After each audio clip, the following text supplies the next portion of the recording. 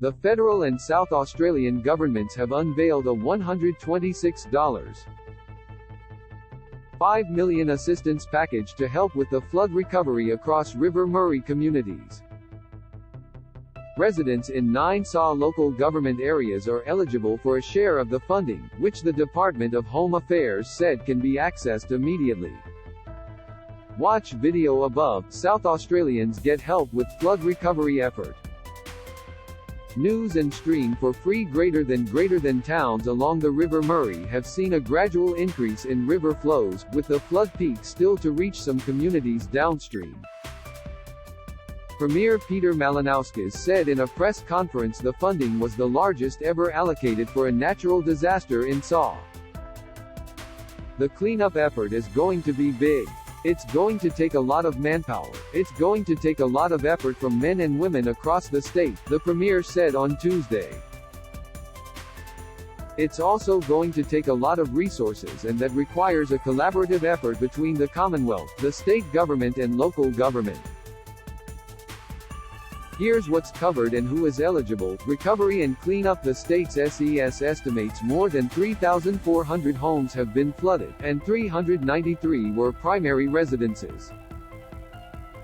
Homes inundated with floodwaters have had their power cut off and will need a certified electrician to reconnect their power supply.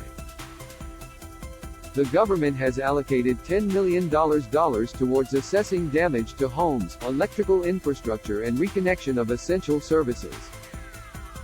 Malinauskas said 200 electricians had been identified to help with this effort. Malinauskas said usually at this time of the year, river flows were at 15 gigaliters per day, but there had been almost 200 gigaliters flowing downstream because of high rains and full catchments upstream in the eastern states. As part of the recovery effort, $60 million has been set for removing the waste associated with the flood damage, with the state, local and federal government to work together on waste removal. Beaches around the Fleurieu Peninsula are seeing murkier water as a result of the flows into the sea, with the high flows also predicted to result in blackwater events and large-scale fish kills into January and February. However, $800,000 has been dedicated to help with the cleanup of any fish kills. Businesses and farmers' business along the river were also victim to the floods, with some caravan parks completely underwater. The Kingston on Murray Caravan Park has crowd-funded more than $21,000 to help its owners rebuild their business. The fundraiser page says the business's owners were forced to evacuate despite spending their life savings minus $300,000 on building levees to protect the property and their homes, which eventually ended up underwater. The government funding package has set aside $9.3 million, or up to $50,000 per business, to help businesses get up and running again. A $51.6 million package announced at the end of last year covered businesses that suffered financial loss, but may not have been directly flooded. Along the river are hundreds of South Australian farmers, many of whom sandbag their properties or build levees for protection. To help farmers with their cleanup effort and resume work, $45.9 million is available. It's expected there could be legal challenges for some as a result of floods, with potential disputes over leases, insurance claims and debt.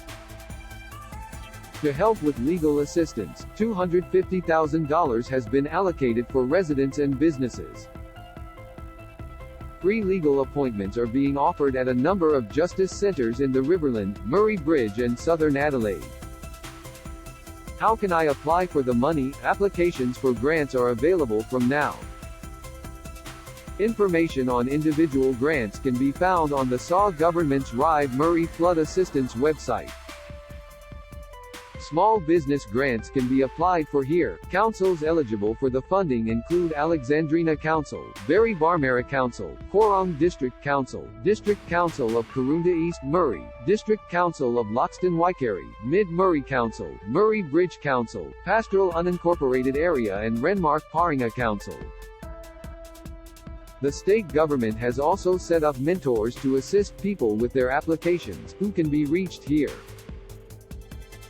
So far more than 140 applications have been made for business that had to close because they were affected by the emergency.